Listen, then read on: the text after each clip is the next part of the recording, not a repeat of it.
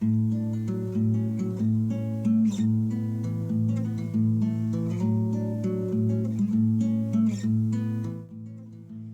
everybody, welcome back to Conscientious Omnivore. My name is Pal. Just sitting down for a quick bit of afternoon supper meal or whatever it is, I don't know. And just wanted to show you guys, Mrs. CO made this. It's like a cream of potato kind of thing using the potatoes that we grew in our garden. So it's really cool. I'm enjoying it with some pickles. But really good stuff.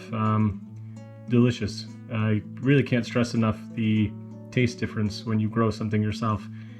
I think some of it must be psychological, like you just kind of think that it tastes better because like you grew it, but I think there's probably something just legit about growing something in your own garden, and like, I don't know, probably that it's like ripened or like, I don't know, like not treated with anything, maybe the chemicals, who knows. But anyway, just wanted to share that with you guys. Hope everybody's good.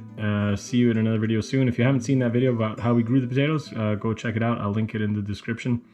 And it's really fun. I can't wait to grow more potatoes next year. Hope everybody's good. Bye.